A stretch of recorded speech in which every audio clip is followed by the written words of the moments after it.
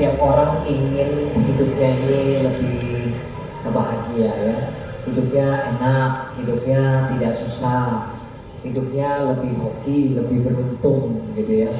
Tapi memang tidak semua orang bisa juga punya karma tersebut. Ada yang orang hidupnya sakit-sakitan, ada yang juga dari muda susah gitu ya hidupnya. Ya, ada juga yang dari lahir juga udah senang hidupnya gitu ya. Nah ini juga karena hubungan karma lampau gitu ya. Terus timbul pertanyaan, kenapa ya hidup saya ini kok nggak bisa sejahtera, nggak bisa bagus, nggak bisa makmur? Terus ada yang jawab begini sama saya,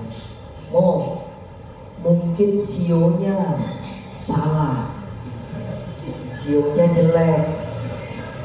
Kalau yang sio kebo sama sio muda susah, capek hidupnya, kerja terus.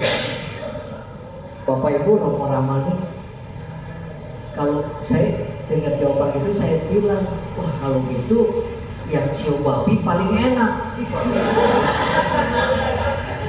Karena babi mah gak disuruh kerja, cuma diumbar aja, suruh main, makan apa. Kalau gitu sio babi paling enak. Tapi ayam juga enak ya. Tapi kita lihat ternyata yang sio babi ada juga babi yang susah, babi yang miskin. Iya. Dan sio muda, sio kebo ternyata ada juga yang kaya, yang berhasil, yang sukses hidupnya. Jadi ada orang berpikiran begitu. Kalau yang sionya tadi kerbau sama kuda kurang bagus karena harus kerja keras terus. Tapi kita lihat dalam kehidupan sehari-hari, saya rasa sio apapun dalam kehidupan kita punya sio apa juga, tetap prinsipnya kita harus kerja cari duit. Setuju nggak? Nggak ada yang kita hidup santai-santai. Dan setiap tahun orang ngeluhnya, aduh tambah susah, wah tambah berat kehidupan ya, segala macam. Itu harus kita jalani Bapak Ibu, karena kita hidup saat ini. Tidak perlu memang terlalu banyak dipikirkan, tapi ya sudah jalani saja dan hidup apa adanya, begitu. Dalam 3 bulan ini nih Bapak Ibu, saya diundang ceramah dari bulan Januari sampai Maret ini, hampir semuanya minta, temanya tentang peruntungan sio dong, seperti itu. Karena memang kan saya jadi konsultan juga, gitu, jadi bisa sedikit hitung-hitungan juga begitu karena dulu belajar gitu ya. Nah, prinsipnya bahwa semua orang harus bisa lebih rajin, lebih giat, ya. Kemudian kita harus tahu mana yang jadi pengeluaran, yang jadi kebutuhan kita, pengeluaran yang jadi kebutuhan, mana yang jadi pengeluaran karena kemauan. Contoh nih Pak, kalau kita punya handphone masih bagus, pulang kebaktian nih kita jalan-jalan ke Aeon misalnya, ngeliat di counter handphone, wah handphone keluaran baru, handphone bisa lipat 3. Sekarang kan lipat 2 tuh, nanti lipat 3 gitu kan. Oh ini keren nih, bisa lipat 3 nih gitu kan. Nah seperti ini, baru lagi nih gitu kan. Akhirnya kita beli tuh handphone yang lipat 3 tadi. Pertanyaan saya, itu kemauan apa kebutuhan? Kenapa kemauan? Ya, kenapa kemauan? Karena handphone kita sebenarnya masih ada yang bisa kita pakai, begitu kan? Kenapa beli lagi? Karena kita mau yang baru, gitu kan? Karena kita mau tuh, itu karena kemauan, gitu kan? Tapi kalau handphone misalnya nih pulang kerja, kehujanan, hujan terus nih, kehujanan basah kuyup celana, handphone kena air, begitu dinyalain nggak mau nyala, mati total. Dibawa ke tukang servis bilang ini mah bisa habis 2 juta. Nah kalau 2 juta tinggal nambah sedikit udah dapat baru, mendingan kan beli baru. Nah kalau misalnya itu ibu beli baru, itu kebutuhan atau kemauan? Kebutuhan. Nah maka dari itu mulai sekarang, kalau mau tahun ini hidupnya nyaman, tahun ini hidupnya enak, ya resepnya apa? Resepnya kalau kita mau beli sesuatu, kita mesti pikir ini kebutuhan atau kemauan. Begitu. Kalau kebutuhan beli, tapi kalau kemauan lebih baik jangan. Karena tahun ini Bapak Ibu perekonomian cukup berat, kondisi tidak stabil. Bapak mungkin ibu-ibu akan lebih tahu harga beras tinggi. Ini beras mahal, cabai mahal. Ibu bapak bawa duit 100.000 ke pasar sekarang yang paling kebeli barang berapa? Gitu ya Bu ya. Kalau dulu dikasih duit 100.000 bisa buat makan 2 hari itu keluarga, gitu kan. Sekarang udah nggak bisa. Gitu. Artinya apa? Kehidupan tambah berat. Nah, siasatinya, caranya begitu. Kalau mau beli ini perlu atau kemauan, gitu. Terus kalau belanja ke mall, sebelum berangkat ambil kertas, tulis, misalnya ke Hypermart atau kemana, tulis gula sekilo, telur sekilo, tulis semua, ya, rinso segala macam, ya, itu ditulis di situ. Nanti kalau masuk Hypermart, masuk mall, masuk supermarket, tempel di sini. Jadi matanya nggak ke kiri ke kanan. Jadi udah nulis bu dulu di rumah, nulis bu, nanti tempel. Supaya apa? Pada saat ke mall itu belanjanya udah tahu, oh gula, tempat gula, ambil. Oh ini tempat. Jangan ngeliat ke kiri ke kanan, pokoknya ngeliat ini aja. Kalau ngeliat ke kiri ke kanan, di situ ada tulisan beli 2 gratis 1. Padahal nggak ada di catatan tuh, dibeli. Diskon. Wah, mumpung murah kok, lumayan beli 2 gratis 1. Bapak Ibu, ya, Bapak Ibu, toko apapun, toko pakaian, toko apa, kemarin kan Sinja habis belanja tuh ke Matahari, kemana kan banyak tuh promosi kan 2 gratis 1 gitu kan. Beli sepatu 2 gratis 1. Sekarang beli 3 buat apa? Coba, gitu kan ya. Jadi beli 2 gratis 1 itu udah pinter mereka. Mereka udah naikin dulu harganya. Jadi harga 2 barang itu sama dengan harga 3 barang kalau normal. Begitu. Jadi sebenarnya kita yang dikerjain supaya langsung suruh borong ambil beli 3 sekaligus. Begitu. Ya namanya juga teknik marketingnya Bu ya, teknik promosi kan begitu ya. Harga 3 jutaan. Nggak taunya 3.999.000, cuma nambahin 1.000 4 juta. Itu dia bilang 3 jutaan Pak harganya. Kan itu merubah mindset kita, merubah pemikiran kita, murah yang nggak nyampe 4 juta, bener kurang ceceng, nggak nyampe 4 juta, gitu kan, kurang 1.000 nggak nyampe 4 juta, dianggap lebih murah, begitu kan pemikiran kita. Nah makanya itu hati-hati. Tahun ini kalau mau hidupnya lebih nyaman, memang kondisi lebih susah ya Bapak Ibu ya. Naik barang belum tentu naik gaji kita, belum tentu naik penghasilan kita, begitu. Oleh karena itu kita atur hidup kita seperti itu. Jadi demikian. Jadi bukan karena gara-gara CEO jadi hidupnya sengsara, jadi hidupnya susah, begitu. Bukan karena CEO jadi kesejahteraan kita tidak bagus, kemakmuran kita tidak bagus, bukan itu ya. Jadi sio apapun bagus ya, sio apapun bagus. Suatu hari ada anak buah kerja sama bos udah 30 tahun, dari muda sampai udah berkeluarga. Bosnya jadi sayang betul kan, karena 30 tahun ikut dia. Bosnya tanya, kamu ulang tahun kapan? Nanti Pak, bulan depan. Oh, emang sio apa kamu? Sio tikus Pak. Oh gitu ya. Udah, pas bulan depan dia ulang tahun, bosnya rayain. Karena dia 30 tahun kerja kan, dikasih hadiah kotak kecil. Kotak kecil. Buat kamu di depan teman-temannya, buka dah. Pas dia buka, dikasih emas. Bentuknya tikus, sesuai sio kan. Dia nangis, dia nangis, keluar air mata. Ya, teman-temannya bilang, wah lu hoki lu, dikasih pos emas bentuk sio lagi tikus, tambah kenceng nangisnya, tambah kenceng nangisnya. Temennya bilang begitu. Lah kenapa lu nangis? Orang happy dong dikasih hadiah dari bos. Dia bilang apa? Saya nyesel. Tahu begitu bulan kemarin bos tanya saya sio apa, saya bilang sio kuda. Biar hadiahnya segede kuda emasnya, tikus kan kecil emasnya, segede tikus doang gitu ya. Ini bercanda ya Bapak Ibu. Jadi masalahnya bukan karena sionya gitu ya. Jadi disitulah kita tahu bahwa sio itu hanya sebagai pengingat kita akan umur kita. Berapa umur kita? Banyak orang tua kalau ditanya, engkau sampai gitu ya, lahir tahun berapa? Aduh lupa. Tapi kalau ditanya sio apa, Pe? Ingat ya.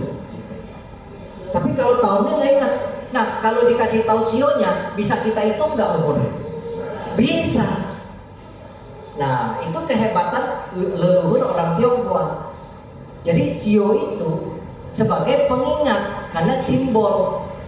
Ya, asal mulanya sio gimana sih Mo? Katanya ada cerita sang Buddha kumpulin 12 binatang lomba lari. Iseng amat sang Buddha kumpulin lomba lari, bikin lomba. Untung nggak dalam rangka 17 Agustus gitu kan ya, seperti itu. Jadi bukan begitu.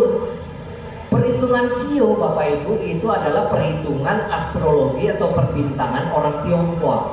Dan perhitungannya itu diambil dari planet Jupiter mengelilingi matahari. Jadi sio itu perhitungannya planet Jupiter Bapak Ibu.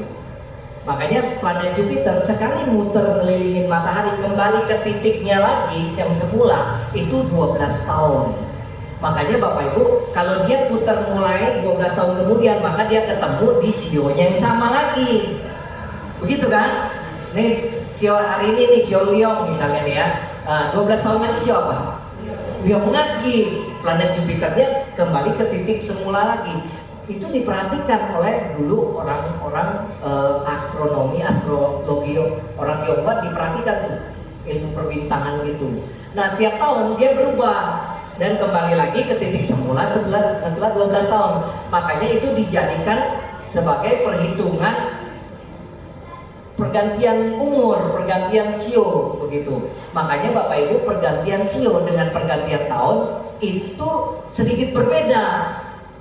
Kalau pergantian tahun itu adalah Xinjia, ya, Jiahuiceit itu perhitungannya dari bulan mengelilingi bumi, gitu, ya. Tapi kalau perhitungan Sio itu Jupiter mengelilingi matahari, makanya licunnya dibilang licun itu bisa beda, bisa seminggu sebelum Xinjia udah ganti Sio, bisa seminggu sesudah Xinjia baru ganti Sio. Nah makanya kalau orang yang lahirnya di belakang tuh dibuntut mau Xinjia atau lewat Xinjia seminggu itu mesti benar-benar dilihat dia sebenarnya udah masuk Sio apa belum nih gitu, karena bisa seperti itu. Nah ini yang membedakan. Nah supaya ingat bagaimana caranya, itu diambillah simbol-simbol dari binatang-binatang, hewan-hewan yang ada di sekitar rumah atau hewan-hewan peternakan. Karena leluhur orang Tionghoa kebanyakan adalah petani, maka kalendernya juga disebut kalender Nungli, kalender petani, begitu. Ya, nah diambil tuh kerbau, anjing, kuda, babi, ayam, gitu. Ya monyet, macan, ular dari mana? Ya biasanya sekitar rumah kan dulu masih banyak ular juga, begitu kan? Macan biasanya orang dulu tinggal masih banyak hutan, masih banyak pohon, ada macan. Naga itu sebagai lambang kekuasaan, lambang pemimpin, raja, begitu. Terus orang Tionghoa menganggap bahwa dia adalah keturunan naga, makanya diambil itu. Sehingga orang berpikir sio naga sio yang paling besar. Jadi begitu giliran sio naga, wah hamil semua gitu. Karena pengen punya anak sio naga gitu ya. Jadi sebenarnya enggak begitu juga ya. Naga susah juga banyak. Iya, jadi jangan dipikir kalau yang sio naga nanti jadi raja, jadi pemimpin atau apa, belum tentu gitu. Nah, Bapak Ibu sekalian, ini tentang sio itu. Jadi akhirnya memudahkan orang mengingat usia. Begitu asal mulanya. Jadi bukan Sang Buddha suruh binatang lomba lari, tikus naik di kepala kebo, begitu sampai hampir di garis finish tikus lompat duluan, makanya tikus hiu pertama, kedua kebo, ketiga macan, terus gitu. Ya, yang terakhir babi, gitu kan, seperti itu. Nah, Bapak Ibu sekalian, ini tentang sio tadi. Jadi jangan khawatir, Ibu Bapak mau sio apapun itu tidak menentukan nasib dan juga tidak menentukan karakter. Orang sio macan, wah galak pasti. Orang sio macan, wah pasti sadis gitu kan, bengis, galak, judes gitu. Enggak Bapak Ibu. Sio macan itu cuma lambang. Bahkan ada suku tertentu di Indonesia, ya itu nggak mau kalau punya menantu perempuan sio macan. Karena apa? Anggapannya apa? Makan suami.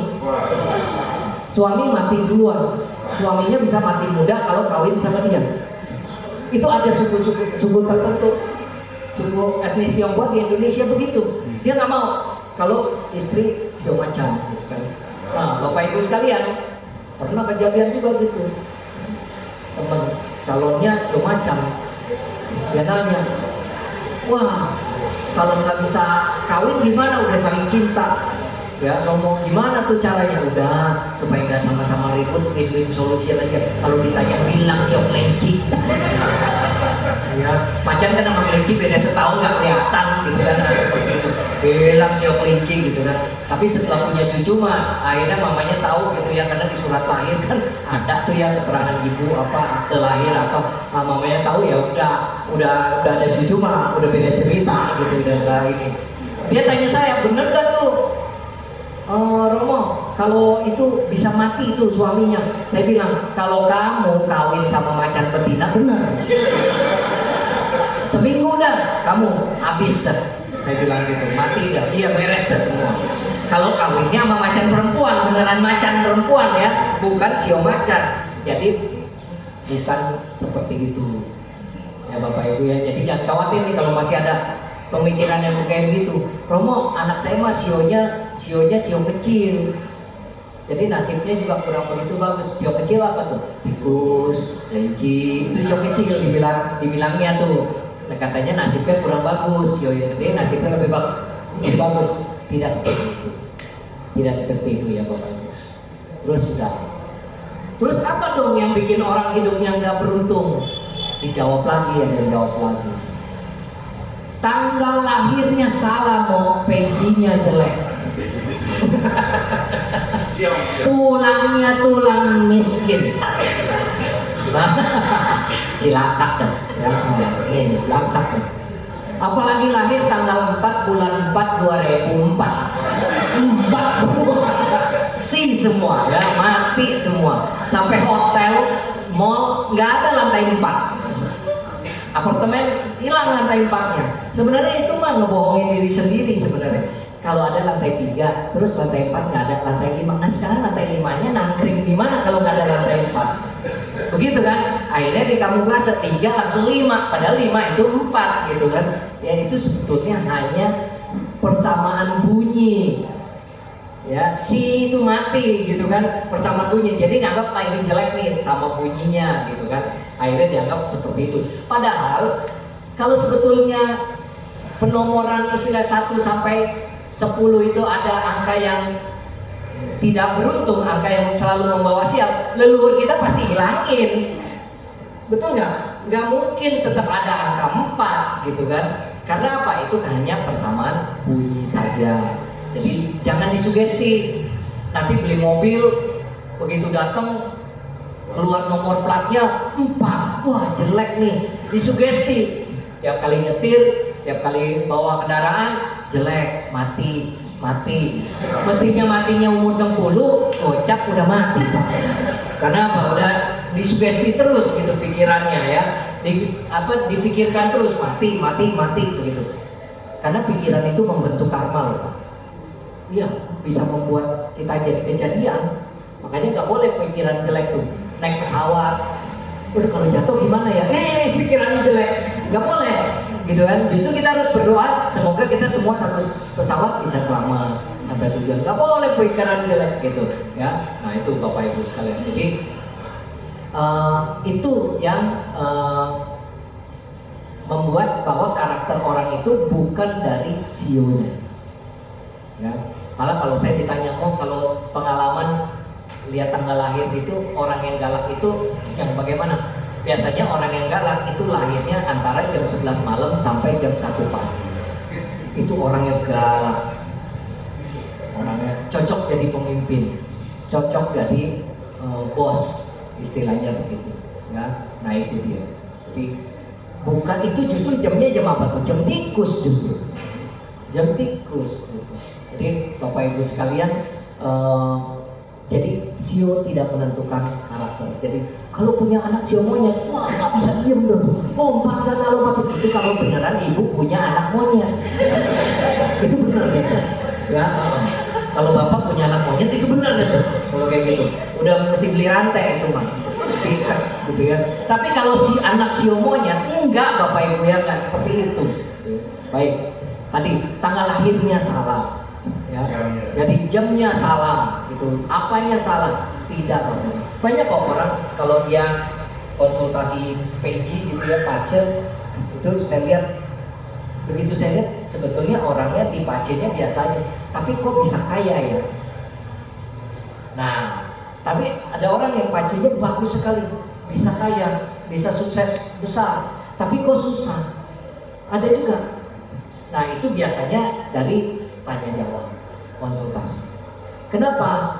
Karena tanggal lahir kita lahir hari itu, jam itu, hari itu, tahun itu, ya, itu adalah hasil dari karma kita lampau sehingga membuat kita lahir hari itu, jam itu. Jadi itu gambaran tanggal lahir kita, itu gambaran kehidupan yang sekarang dari hasil karma lampau. Tapi jangan salah Bapak Ibu, itu tidak memastikan bahwa orang ini nasibnya seperti PJ-nya ini nih, pasti begini. Belum tentu. Karena apa? Karena itu dipengaruhi oleh kekuatan karma yang sekarang juga, usaha dia yang sekarang juga. Contoh nih, misalnya cucu lahir atau anak lahir, terus konsultasi. Saya mau konsultasi. Saya lihat, wah anak ini bakalan pintar sekali. Ada bintang dewa kepandaian gitu, pinter. Oh, berarti anak ini pasti pinter. Ya udah, nggak usah disekolahin juga, dia bakalan pinter. Karena udah PJ-nya pinter. Itu nggak terjadi, nggak akan terjadi. Karena Bapak Ibu nggak sekolahin, Bapak Ibu nggak didik, itu tidak akan terjadi. Hasilnya itu black zone, tidak terjadi. Tapi kalau kita tahu, oh dia pintar di sini, oh ada bakat seni segala macam, tinggal diarahkan anak kita. Oh coba main musik apa, oh ternyata bener, ada seneng seni apa, diarahkan, dilatih, dididik, jadi. Nah itu baru berhasil hidupnya. Nah seperti itu. Ada juga yang jelek. Wah ini mah timbang tulangnya juga udah jelek nih, tulang miskin ini mah, dari muda sampai tua tidak ada hasil misalnya kerja. Itu kalau yang baca begitu, frustasi ya, waduh percuma dong ya kerja, dari tua sampai muda nggak berhasil. Bukan. Kalau ada yang kuameain Bapak Ibu, yang ramalin Bapak Ibu, encik mah tulang miskin, ibu datang ke saya kerik tulangnya yang miskin, ya biar nggak miskin. Jadi kalau ada yang kuameain begitu, ibu mah susah, bapak mah susah, tulang miskin dari muda sampai tua bakalan susah. Ibu datang ke saya kerik tulangnya, saya bersihin tulangnya, biar jangan miskinnya hilang. Ya, saya cuci tulangnya. Artinya apa? Tidak ada sesuatu yang pasti. Ini pun berproses anicca, Bapak Ibu. Berproses ketidakkekalan. Makanya ilmunya dari kitab I Ching. I Ching itu kitab perubahan. Kalau perubahan dalam bahasa Pali, dalam bahasa Sanskerta disebut anitya atau anicca. Nah, berarti kitab anicca, kitab perubahan, bahwa nasib orang itu bisa berubah Bapak Ibu. Begitu. Yang penting apa? Yang penting orangnya mau gak ngerubah nasibnya, punya semangat gak, masih punya perjuangan gak. Jangan, ibaratnya begini Bapak Ibu, Dia nyemplung ke sumur minta tolong, terus kita lihat dia minta tolongnya turunin tangga, udah turunin tangga minta digendong. Ngerti ya Bu ya? Kita udah bantuin nih, udah turunin tangga nih, ayo naik, dia nggak mau naik, kita disuruh turun, suruh ngegendong dia naik. Mendingan ditutup dah sumurnya sekalian. Kayak gitu mah ya. Iya, artinya apa? Kalau yang kayak gitu Bapak Ibu, biarpun dia ketemu orang tua, biarpun dia ketemu guru yang hebat, dia tidak akan sukses. Dia tidak akan mau, betul Pak. Dia tidak enggak, karena dia nggak mau usaha. Tapi kalau ada orang ada usaha sedikit aja, ya dia bisa berubah. Ibaratnya gini, kalau orang udah divonis dokter kanker stadium 4, dokter udah angkat tangan, udahlah Bu, ya mau makan yang enak-enak makan dah, mau pergi mau kemana pergilah, mumpung masih ada, gitu ya, masih bisa. Itu udah dokter udah nyerah. Tapi kalau males, itu kanker stadium 5, para dewa juga nyerah, nggak sanggup para dewa ini. Ada Kuan Im juga angkat jubah berangkat Kuan Im, nggak sanggup. Kenapa? Karena males, dia nggak mau berubah. Begitu, ya, males dia nggak mau berubah. Maka dari itu Bapak Ibu sekalian, sebenarnya yang paling berbahaya untuk nasib kita adalah kalau kita malas. Itu paling berbahaya buat nasib kita. Selama masih mau usaha, masih mau rajin, biarpun dia nggak sekolah dah, ibaratnya udah terlanjur nih dulunya nggak sekolah, bisa hidup nggak? Bisa. Ngebengkel-bengkel aja kalau dia mau belajar, ngebengkel setahun, 2 tahun, 3 tahun, lihai nggak lama-lama? Lihai. Walaupun nggak sekolah, bisa nggak benerin motor apa? Nah, walaupun nggak pendidikan mesin, ketemu makan. Bu Pak, di Indonesia cari makan itu paling gampang. Ibu bapak jualan nasi uduk di depan gang pagi, masih hidup, buat makan sehari-hari dapat. Di luar negeri Bu Pak, itu nggak bisa begitu. Begitu bapak ibu ngedorong gerobak juga keluar, udah ditangkap. Nggak boleh, karena jualan itu ada tempatnya masing-masing. Nggak bisa kayak kita. Kita mah enak, tuh Tanah Abang, di jalanan begitu, boleh main nyari duit dari dia paling enak. Jadi orang bilang kalau nyari duit di luar negeri enak, mau betul gajinya gede, tapi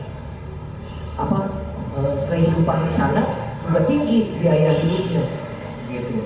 Nah itu dia makanya Bapak Ibu sekalian. Jadi apa benar begitu Romo ya, bandingin dia jangan sama Amerika, sama yang mana-mana dah, sama negara Asia juga ada negara. Kebetulan keponakan saya baru pulang dari Kamboja, dia kerja di sana bagian IT, kemudian dia pulang kemarin mampir, saya tanya gimana di sana. Sekali makan itu $5 Amerika, sekali makan $5 berarti sekarang 15.500. $5 berarti anggaplah 15.000 ya, jadi 75.000 Pak sekali makan Bu. Sekali makan 75.000, sehari 3 kali, 75 kali 3 berapa tuh? Saya tanya, bensin mahal ya di sana? Wah jangan ngomong, dia bilang. Di sini mah naik gopek demo, karena masih cepat. Di sana bisa 30.000 seliter, 30.000 lebih seliter. Bayangin, gitu. Makanya di Indonesia udah paling enak, ya, nyari duit apa masih murah, ya istilahnya naik, ada barang naik masih bisa kebeli. Nah itu makanya ya kita harus bersyukur karena baik kita masih bagus, gitu ya Bapak Ibu. Nah ini jadi bukan karena dari tanggal lahirnya, karena walaupun jelek tanggal lahirnya, tapi kalau ada usaha ya untuk meningkatkan diri, ada usaha untuk membangun diri, orang bisa berhasil, bisa sukses. Begitu. Kecuali yang memang dirinya sudah tidak mau, kayak gitu. Ya ada juga orang tua yang begitu, mau gimana ya, saya mau konsultasi sama Romo, ngomong, ya sebenarnya anaknya bisa nih Bu, gini-gini. Ya tapi gimana mau, saya udah bilang nggak mau bergerak nyari kerjaan, dia nggak mau, malah dia marah segala macam. Jadi saya mesti gimana, mau parita apa mau yang dibacain supaya anak mau, supaya anak rajin gitu kan, seperti itu. Saya bilang jangan bacain parita Bu, ini memang beli racun tikus. Ya kalau saya gitu ya, saya beli racun tikus yang kayak begini. Kenapa? Nyusahin, ngabisin beras doang gitu kan, nggak ngebantuin orang tua. Kerja nggak mau, segala macam, disuruh kerja galakan dia, marah. Coba Pak, Bapak Ibu punya anak begitu gak? Gak ada. Omi tohut, bersyukur kalau nggak punya anak seperti itu. Bersyukur, ya, bersyukur. Buang ke laut, buang ke laut. Iya, buang ke laut. Caranya ajak dia jalan-jalan, habis itu jorokin ya. Difangsen, difangsen ke laut ya. Iya. Baik, selanjutnya ada lagi yang ngejawab, Mo, nasib nggak berubah-berubah, nasib jelek terus. Hong Shui-nya jelek, Mo. Hong Shui rumahnya jelek, gitu ya. Bapak Ibu, Feng Shui atau Hong Shui itu memang ada ilmunya. Bukan ilmu gaib Bapak Ibu, memang itu adalah ilmu tata ruang Tiongkok kuno. Saya mempelajari itu, jadi konsultan juga gitu ya. Nah, dan itu ilmu yang mahal Mo, gitu ya, ilmu yang mahal. Kalau sampai orang bangun rumah sampai jadi, misalnya di konsultanin itu saya minimal 25 juta. Begitu. Nah, itu sampai jadi begitu. Nah, kenapa? Itu ngapain? Ngatur tata ruang supaya angin ya, feng, angin, hong, angin sama cui atau air, sui gitu ya. Itu bisa baik. Saluran air kotor, saluran air bersih diatur. Supaya apa? Prinsipnya adalah supaya yang tinggal di rumah itu sehat. Kenapa? Itu kunci utamanya. Kalau Hong Shui-nya bagus, yang tinggal di rumah itu sehat. Kalau dia sehat, dia bisa kerja. Kalau dia bisa kerja, nggak sakit-sakitan, dia bisa ngumpulin duit sedikit-sedikit. Akhirnya jadi kaya, tinggal di rumah itu. Makanya ada orang bilang kalau Hong Shui bagus, bisa kaya. Betul. Tapi bukan langsung bagus, duduk aja dia pun kaya gitu. Bukan begitu. Nah itu Bapak Ibu. Nah terus itu mah semua logika. Contoh nih misalnya, dapur nggak boleh lebih rendah, nggak boleh turun. Kenapa Bapak Ibu? Bukan apa, air itu mengalirnya ke tempat yang tinggi atau ke tempat yang rendah? Yang rendah. Jadi kalau ada air, misalnya ada banjir atau apa, itu dapur kita susah, air nggak bisa keluar karena lebih rendah. Rumah lebih rendah dari jalanan, itu nggak bagus solusinya. Betul, kalau hujan air masuk rumah, itu logika. Iya, banjir, itu logika. Semuanya logika, nggak ada yang takhayul. Bapak Ibu boleh tanya ya, nanti kita diskusi ya Pak ya, masalahnya. Boleh tanya. Jadi semuanya logika, Bapak Ibu. Nah, jadi apa disebabkan oleh Feng Shui? Memang Feng Shui itu mempengaruhi masalah tadi, kesehatan dan lain sebagainya.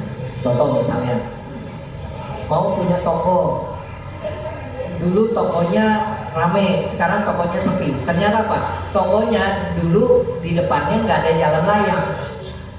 Sekarang di depan tokonya dibangun jalan layang, jadi ketutup tokonya, jalannya juga jadi sempit. Orang males mampir ke tokonya karena susah parkir, karena jalanannya udah kecil. Kalau parkir macet, marah orang semua. Jadi orang males belanja di situ, lama-lama pelanggannya hilang. Itu Feng Shui, itu logika. Karena apa? Posisi dia sudah tidak bagus, orang nggak nyaman, begitu, nggak nyaman belanja di sana. Anak kok Romo nggak betah di rumah ya? Kenapa ya anak saya nggak betah di rumah, malah suka nenangga mulu? Datang ke rumahnya, ternyata rumahnya unsur apinya terlalu tinggi. Kenapa unsur apinya terlalu tinggi? Kalau datang ke rumahnya, duduk di ruang tamu 5 menit aja udah gerah. Bapak Ibu, rumah kalau dimasukin adem, itu berarti hongnya, anginnya, fengnya itu udah bagus di rumah kita. Kalau rumah kita adem tuh, kalau dimasukin, nggak pakai AC Pak, tapi adem. Itu hongnya. Makanya kenapa rumah orang dulu lebih adem? Karena kebanyakan mereka pakai bilik. Kalau bilik, Bapak Ibu, itu ada celah angin. Ngerti ya Bu Pak? Ada celah angin, iya. Di sela-sela ada celah angin. Jadi kamar pun adem tuh. Begitu. Itulah logikanya begitu. Logikanya begitu. Tapi kalau tembok, Pak, bukan panas apa? Karena apa? Nggak ada angin bisa masuk kalau nggak ada jendela. Kalau tembok, begitu. Terus Bahkan kalau temboknya dari batu bata merah, itu dia bisa nahan gelombang.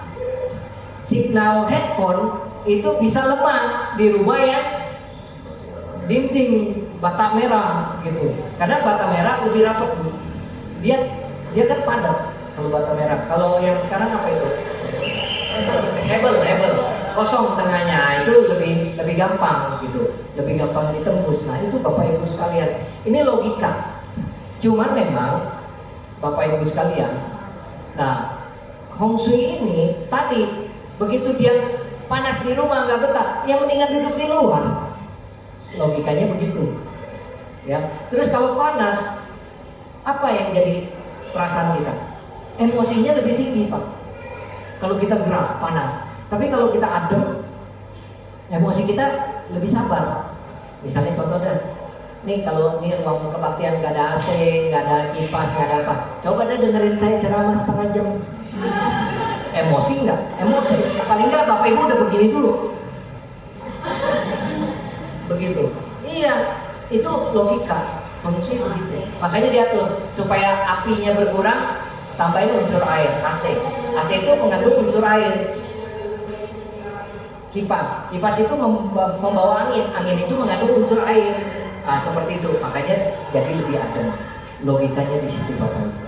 Nah ini Bapak Ibu sekalian, maka dari itu bukan karena Hong Shui-nya. Karena biarpun Hong Shui rumahnya bagus, kalau orangnya tadi nggak mau bergerak, nggak mau bertindak, nggak mau usaha, nggak bisa, ya.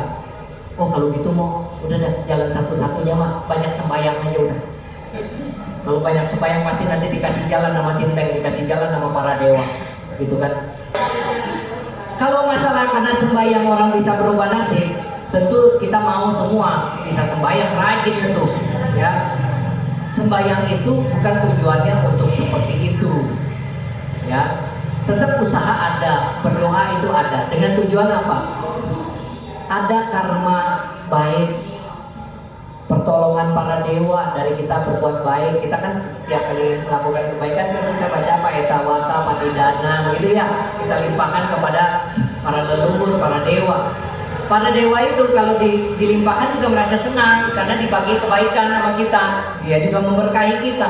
Tapi walaupun dia kasih berkah, kalau kita nggak bergerak, nggak bisa tuh, begitu, ya, nggak bisa ada hasil.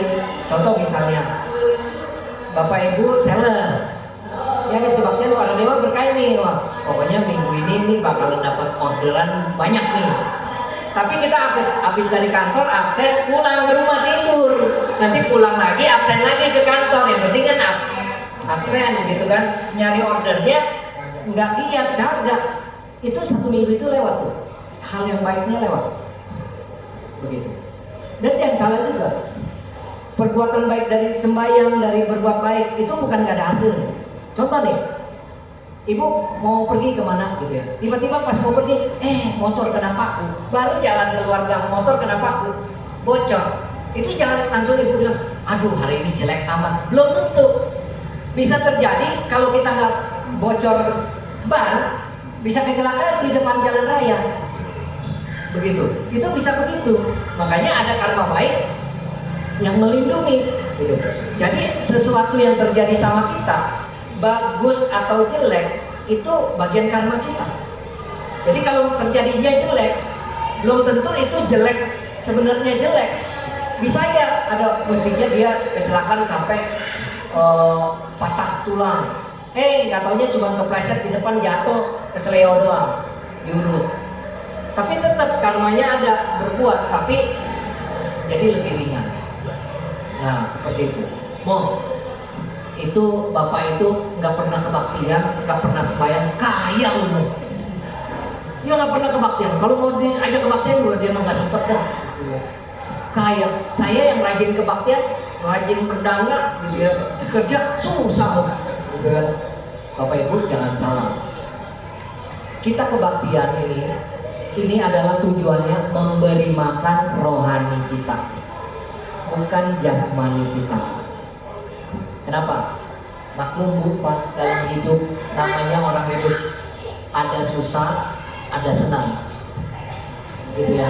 Kalau lagi senang sih stabil emosi kita, ya. Batin kita seimbang, stabil batin kita. Kalau lagi senang, duit ada, makan ada, seimbang mau, nggak stres. Batin seimbang.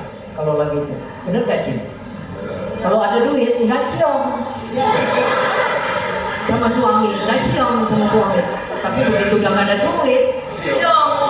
Mau ciong apa juga ciong, yang ngomong gitu. Iya. Iya. Nah, makanya kalau seperti itu batin seimbang. Tapi begitu ada masalah sedikit, maklum hidup kita kan. Orang dagang belum tentu ramai terus, bisa sepi. Anak belum tentu sehat terus, bisa sakit, gitu kan? Ya seperti itu. Bisa ada musibah segala macam. Nah, siap gak? Kebaktian inilah, sembahyang inilah yang menjadi makanan rohani kita. Begitu kita ada masalah, kejadian, gitu ya. Misalnya ada masalah gitu, anak kita kecelakaan atau apa kecelakaan, gitu ya. Kalau sampai kecelakaan doang, masuk rumah sakit nggak terlalu, bahkan sampai meninggal misalnya. Coba siap nggak batinnya? Belum tentu siap. Tapi begitu ada kejadian begitu, kita down, kita jatuh, batin kita goyang gitu ya, batin kita tergoncang. Tapi ini di sini bedanya orang yang mengenal dharma dengan orang yang tidak belajar dharma, tidak mengenal dharma. Begitu mengenal dharma, ya, akhirnya lama-lama bisa nerima, walaupun awalnya nggak bisa nerima, tetap sedih, nangis segala macam ya, tetap. Tapi lama-lama bisa nerima, karena nggak selama orang yang nggak belajar. Kalau yang nggak belajar, nggak mengerti dharma, bisa 2 tahun kehilangan anak, sedihnya bisa 3 tahun, lama sekali. Tapi kalau yang sudah belajar dharma, dia mengerti bahwa setiap orang punya jalan karma, dan anaknya pun yang meninggal itu bukan berarti kalau meninggal dia pergi begitu aja meninggalkan kita, belum tentu. Karena karma keluarga itu berhubungan erat dengan kita. Justru kalau kita doakan, kita limpahkan jasa segala macam, semoga dia bisa lahir kembali, gitu kan? Lahir kembali. Lahirnya kemana? Ya jadi keluarga kita lagi. Jadi Bapak Ibu, keluarga kita itu sebetulnya muter aja ya, arisan. Hari ini kita jadi bapak, besok jadi engkong, nanti jadi anaknya, gitu. Nah seperti itu. Selama masih ada hubungan karma, makanya Bapak Ibu kalau benci nggak boleh benci terlalu sampai dibawa mati. Karena begitu itu kita membenci seseorang, itu kita ikat karma kita sama dia. Dimanapun dia lahir, kita ada dekat dia. Sekarang benci sama orang, nanti kelahiran berikutnya Bapak Ibu bisa jadi kakak adik, bisa jadi kakak adik, ketemu tiap hari, berantem tiap hari, begitu ya. Kalau kakak adik benci, gimana Romo? Kehidupan berikutnya lebih dekat lagi, suami istri, mau nggak tuh? Suaminya berantem, istrinya juga galak, suaminya juga galak, tiap hari begitu. Nah, yang lebih bahaya kalau dia lahir jadi anak dan orang tua. Itu yang dibilang anak lahir balas budi, anak lahir nagih utang. Ngabisin, istilahnya gitu, harta orang tua segala macam. Makanya pokoknya prinsipnya jangan benci. Kalau nggak senang ya sudah, nggak senang, netralin aja, anggap aja nggak senang, udah itu aja. Tapi jangan sampai disumpahin, jangan apa. Cuma kita kadang-kadang lucu sih, udah tahu benci, dilihat lagi. Iya, aneh, gitu kan. Nih misalnya duduk nih sebelah gini, kita benci nih sama yang sebelah sono tuh. Bentar-bentar kita ngeliat dia, padahal benci, gitu kan. Itu benci sama cinta beda tipis, Pak. Kalau kita seneng sama orang, cinta sama orang, begitu juga. Benar-benar dilihat, benar ya Pak Bu, kayak gitu ya. Benci juga gitu. Dan kalau benci lebih hebat Bu. Lihat sendalnya aja di depan, udah benci loh Pak. Kita bisa kenalin sendal, ini sendalnya datang nih kebaktian. Betul nggak? Itu bisa kenalin sendal. Itu hebat gak Pak kalau orang benci? Itu hebat ya. Mendingan cinta ya? Mendingan iya, udah cinta aja dah gitu ya. Tapi kalau udah ada satu jangan dua. Nah itu repot. Jadi Bapak Ibu, mari mulai sekarang kalau kehidupan kita mau beruntung, ya kita lebih rajin, kemudian kita lebih melihat mana yang menjadi kebutuhan, mana yang menjadi kemauan, ya supaya setiap tahun tetap kita bagus, ya ekonomi kita bisa tetap nyimpen, tetap bisa menabung, ya, dan seterusnya. Baik, saya rasa demikian ceramah saya pada pagi hari ini. Selamat siang, Namo Buddhaya. Nggak kerasa Bu. Mau diskusi Pak? Romo mau diskusi gimana? Bapak Ibu, ramah-ramah ini apakah ada yang mau ditanyakan? Oh, ada yang mau saya? Bisa ya? Oke, baik. Romo sudah ini suatu keberuntungan bagi kita. Sebelumnya selamat pagi Romo, Namo Buddhaya. Romo, mungkin Romo ahli di Feng Shui ya? Sorry? Ahli di Feng Shui gitu. Oke, ya. Konsultan gitu. Mau tanya Romo, maksudnya gimana sih kan kalau ada orang yang bilang di kamar itu jangan ada banyak kaca, kalau bisa tidurnya jangan menghadap ke kaca gitu, apalagi kacanya berhadapan gitu Romo. Sama badan ya? Iya, sama badan. Itu gimana ya coba Romo? Saya jawab ya. Itu memang benar. Jadi sebaiknya jangan ada kaca, kalau saat kita tidur jangan ada kaca ngadep ke badan kita. Ya, soalnya apa? Kaca itu sifatnya memantulkan energi. Contoh nih, kalau sifatnya memantulkan dari mana? Ada sinar matahari dan kita pakai kaca atau senter kita tembak ke kaca, dia mantul. Dia memantulkan energi cahaya. Dia juga memantulkan energi yang sifatnya gelombang, kaca itu. Nah, pada saat kita tidur, ya, pada saat kita tidur, tubuh kita ini mendetok. Makanya orang sebaiknya tidak tidur lebih dari jam 11 malam. Pokoknya sebelum jam 11 malam, paling nggak jam 10 udah harus tidur. Kalau mau panjang umur, ya, kalau mau panjang umur, jam 10 harus sudah tidur. Malah Jim mah jam 8 udah tidur. Tapi dia jangan salah, jam 3 dia bangun. Dia bangun nggak bisa tidur lagi gitu ya, seperti itu. Jam 8 dia tidur. Nah, jadi jangan lewat dari jam 11 karena badan kita mendetoks, liver segala macam dia mendetoks. Nah, tubuh kita ini akan mengeluarkan energi negatif, energi jelek, karena biasanya orang tidur kan capek, orang bangun tidur kan badannya enak, seger. Kenapa? Karena energi jeleknya keluar. Kalau kita olahraga, energi jelek kita keluarnya lewat mana? Keringat. Keringat itu energi jelek kita. Badan kita jadi lebih panas, begitu. Nah, demikian juga dia mengeluarkan energi keluar. Begitu ada kaca, ketemu kaca itu akan memantulkan energi itu ke badan kita lagi, masuk lagi ke badan kita Pak, balik lagi ke badan kita. Makanya itu tidak baik. Terus kalau misalnya udah terlanjur Romo ada kacanya, kalau mau tidur tutupin aja, pakai hordeng atau apa gitu, ditutup supaya kaca itu nggak mantul ke badan, supaya nggak ngerombak banyak. Biasa kalau ahli feng shui yang lain suruh ganti tuh, bongkar. Kalau saya sistemnya nggak, saya kita akalin. Karena kalau nggak bongkar keluar duit udah pasti, gitu. Tapi kalau ngakalin kan bisa, gitu kan? Nah, kalau ngakalin, dikias istilahnya gitu. Makanya banyak orang yang ahli feng shui tapi nggak pinter kias. Itu ada juga, karena kias itu ada sendiri gitu. Nah, jadi ditutup gitu. Terutama yang kena badan. Kalau misalnya kacanya di atas, kita badan di bawah nggak apa-apa. Nah, tapi kalau pas kita tidur ada kelihatan badannya. Bahkan ada orang seneng tuh, oh kaca semua kamarnya. Ya, karena dianggap bagus, kena sinar kan bagus gitu kan. Itu sebenarnya tidak baik, tidak boleh. Itu ya jawabannya. Oke. Selamat siang Romo. Siang ya. Izin untuk bertanya. Boleh. Sebenarnya ini pertanyaan bukan dari saya, mewakili aspirasi teman saya. Romo, bagaimana caranya untuk cepat dapat jodoh?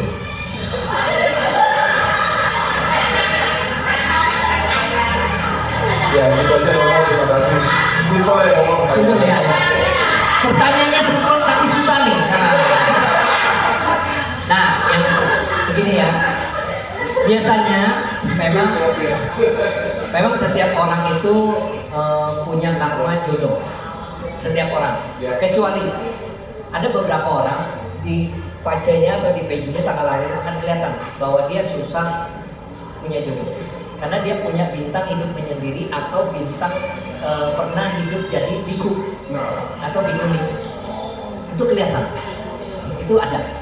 Nah, itu kalau yang seperti itu sulit karena kehidupan lampau dia bertekad tidak menikah, Pak. Ya, dia bertekad tidak menikah, tapi kehidupan sekarang dia menjadi orang biasa berumah tangga, tapi dia tidak menikah. Itu ada yang begitu, Pak. Jadi dia tidak dapat jodoh karena ada tekad hati tangannya.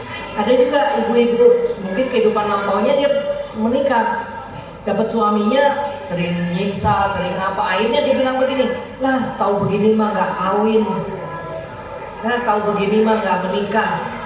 Nah seperti itu. Nah kalau ada omongan begitu, biasanya dia jadi hati tanah dia.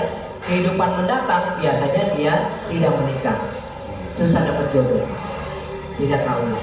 Nah seperti itu, ya begitu Pak. Biasanya kalau yang seperti itu susah karena faktor karma. Tapi apakah ya dilihat? Tapi apakah yang begitu pasti seperti itu? Belum tentu. Karena bisa aja tergantung niat dia sekarang. Mau gak punya jodoh? Istilahnya gitu. Nah, kalau mau dapat jodoh, yang pertama lihat, ini logika ya. Apa sih yang dilihat seorang pria kepada seorang wanita? Nah, itu kan. Kira-kira apa Pak? Ya, kira-kira. Kira-kira apa?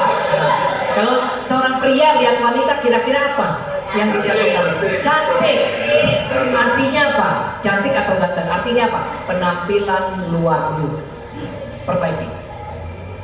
Tata rambut, cara berpakaian, ya, seperti itu. Mohon maaf ya, jangan udah badannya rada besar, rada gemuk, pakaiannya ketat.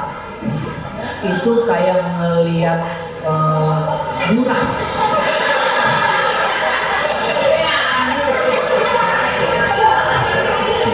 Tahu gak buras?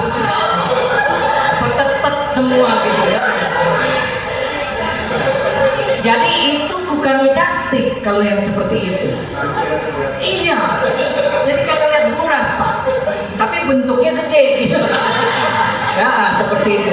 Jadi Bapak Ibu sekalian, kalau yang punya badan seperti itu harus menyesuaikan penampilan. Mungkin kalau kurus mah susah mau. Oke. Pakaiannya, penampilannya sesuaikan, rambut sesuaikan. Banyak Pak orang yang konsultasi susah jodoh. Padahal nih Pak C-nya di PJ-nya itu dia ada jodoh. Saya lihat, begitu lihat, oh ini sebenarnya ada jodoh nih.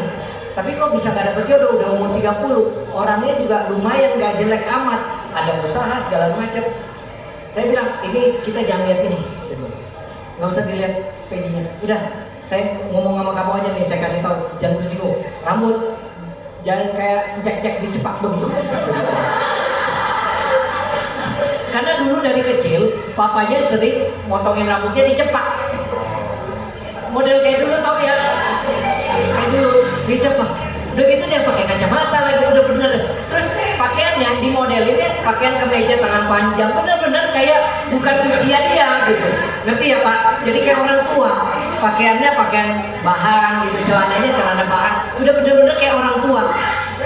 Usianya muda, stylenya 50 gitu. Kan nggak cocok. Nah ini nggak menarik. Saya bilang rambut boleh panjangin dikit.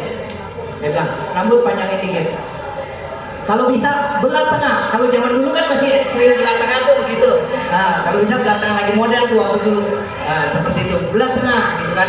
Terus pakaian jangan kemeja, ganti kaos berkerah atau apa. Terus warna, karena dari PJ kan kelihatan warna yang beruntung sama dia sama yang enggak, yang bikin auranya lebih bagus. Saya atur warna ini, baju, penampilan segala macam. Nah udah 3 bulan dapat pacar. 3 bulan kemudian dapat pacar. Terus, nah tunggu dulu, belum selesai.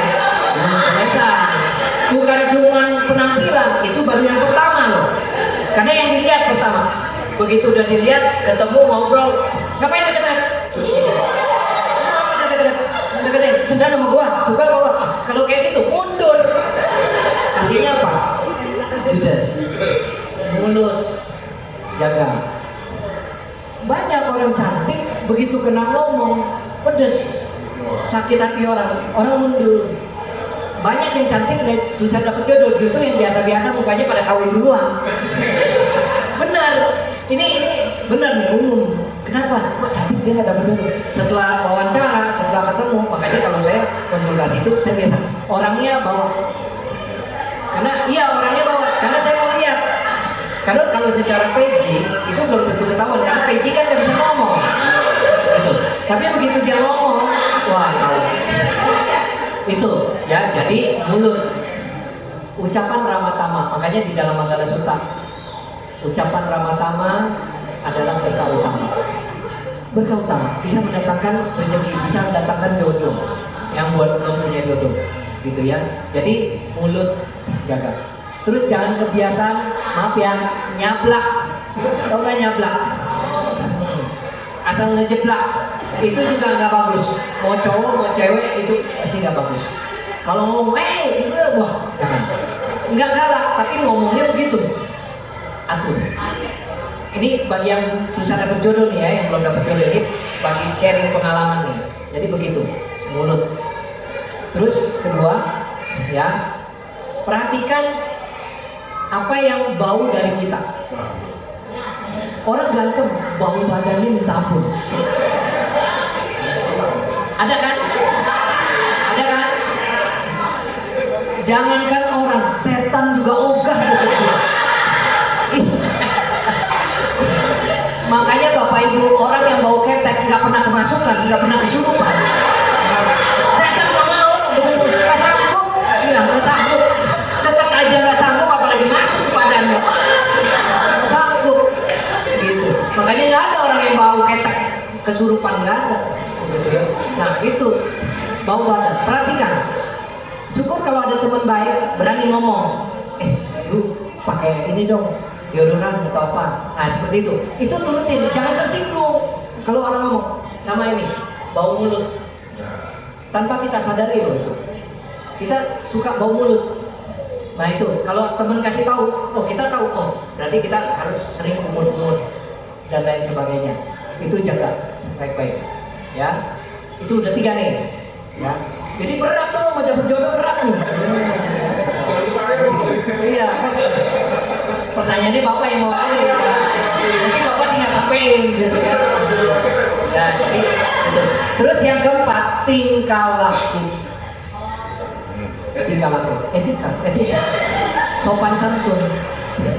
Ketemu orang, mau nanya gak, mau senyum gak, iya sopan. Ada, kalau ketemu orang, teman kantor sekalipun, dia ketemu, sering lewat, kayak nggak lihat orang.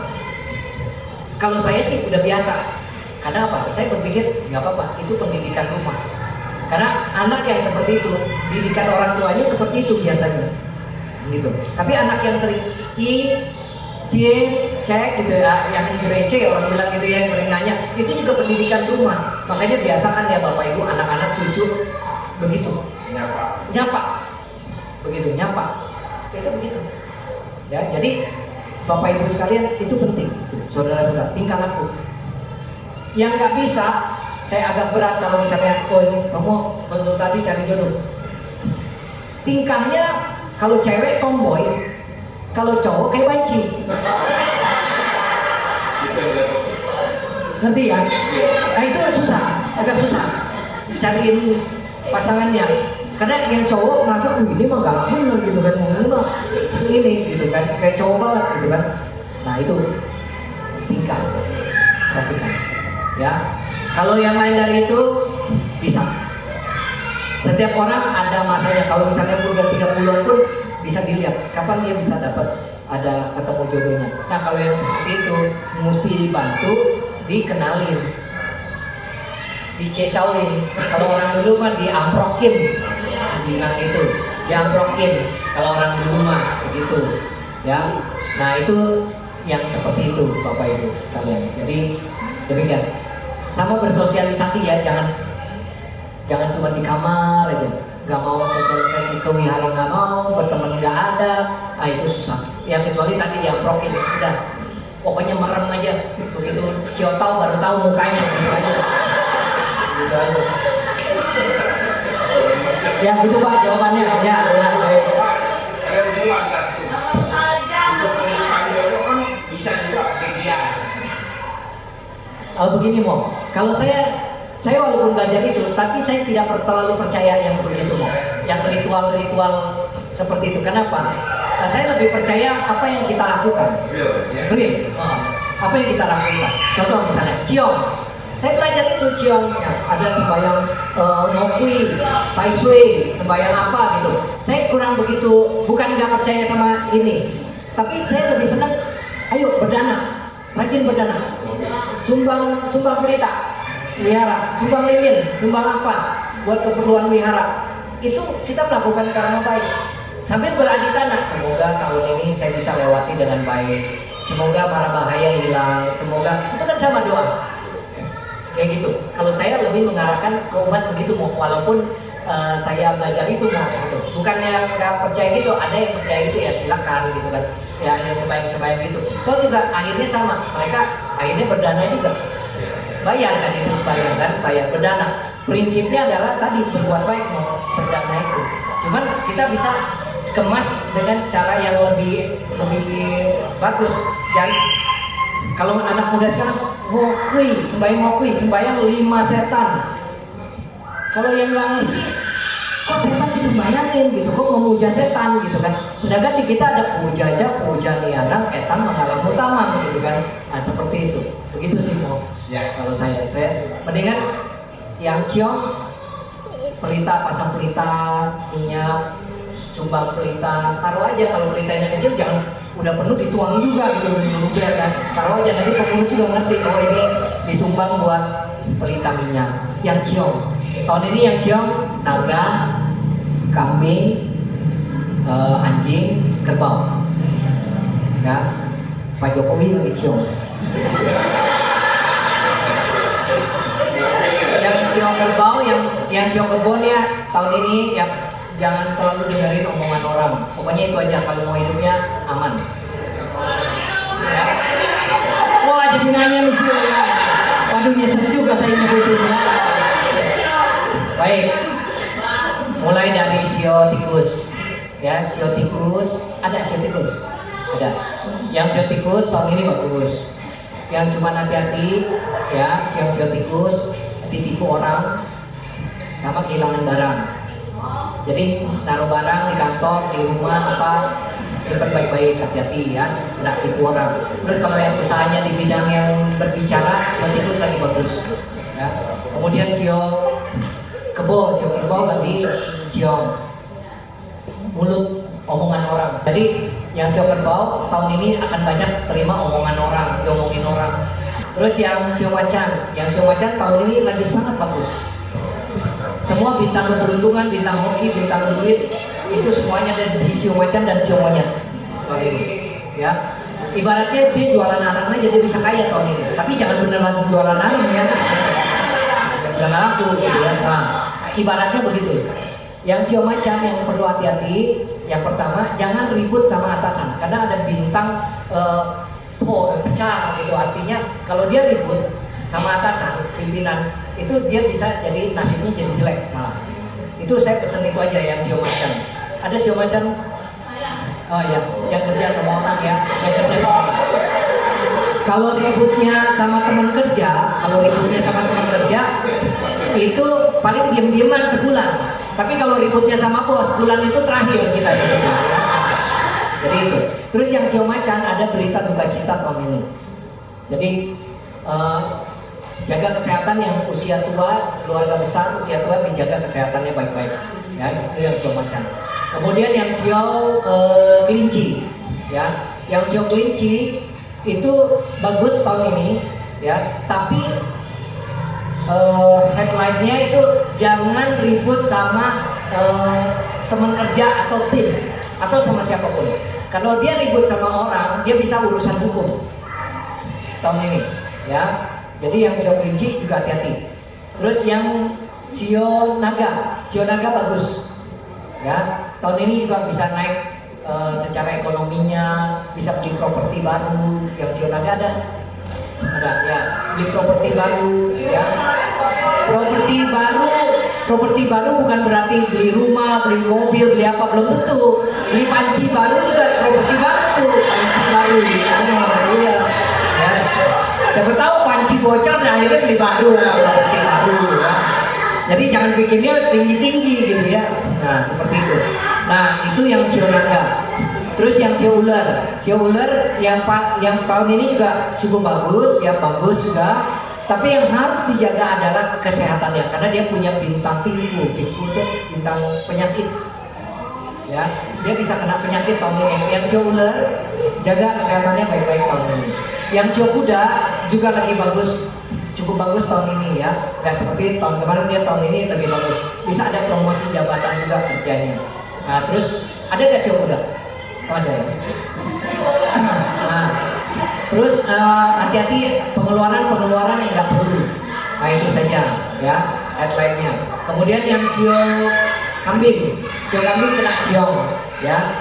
Pokoknya yang sio kambing jangan pindah rumah, jangan pindah kerja, jangan buka usaha baru tahun ini. Ya, itu yang saya pesan. Keuangan tidak stabil yang sio kambing ya. Ya, kemudian yang sio monyet bagus. Perjodohannya juga terbuka. Kemudian juga banyak hal yang baik, ada kuijin segala macam. Oh ya, sio kambing ada kuijin. Walaupun dia lagi jelek, dia ada kuiden ya, ada kuijin, dewa penolong yang bantu dia kalau susah. Kemudian sio ayam tahun ini bagus. Tahun kemarin jelek, kurang bagus. Tahun ini lebih bagus daripada tahun kemarin. Ayamnya udah bertelur tahun ini. Ya, tinggal ditetesin ya. Jadi sio ayam juga tahun ini bagus. Hati-hati kehilangan barang. Ya, hati-hati ada bintang kemalingan, kena tipu orang, hati-hati kok. Nah, seperti itu. Terus sio anjing yang ciong, tadi kan anjing ciong. Sebetulnya yang anjing yang ciong betul-betul ciong adalah yang umur 58. Yang lahirnya tahun 58. Ya, anjing yang lain itu sebenarnya masih bagus. Sio anjing yang lainnya masih oke, gitu ya, yang lainnya. Cuma jaga kesehatan. Sio babi tahun ini so-so ya, maksudnya ya biasa-biasa aja, dia jelek enggak, bagus sekali juga enggak, tapi lumayan. Tapi lebih bagus tahun kemarin daripada tahun ini, tapi masih oke. Jaga kesehatan yang sio babi tahun ini headline-nya. Kemudian juga jangan spekulasi, ya. Kemudian juga jangan istilahnya investasi yang terlalu berani, ya. Itu saja. Saya rasa itu yang saya sampaikan sio-sio ya. Oke, terima kasih Roman, luar biasa hari ini udah banyak sekali ya dapat ya. Tapi Ibu Bapak lama-lama nih kalau ada hal yang masih perlu didiskusikan silahkan menghubungi langsung Romo Rudi karena beliau juga buka konsultasi. Terima kasih Bapak Ibu sekalian, mudah-mudahan yang saya sampaikan bisa bermanfaat, menambah motivasi, tambah semangat. Tahun ini bisa lebih sehat, lebih makmur ya, dan panjang umur ya. Baik. Namo Buddhaya.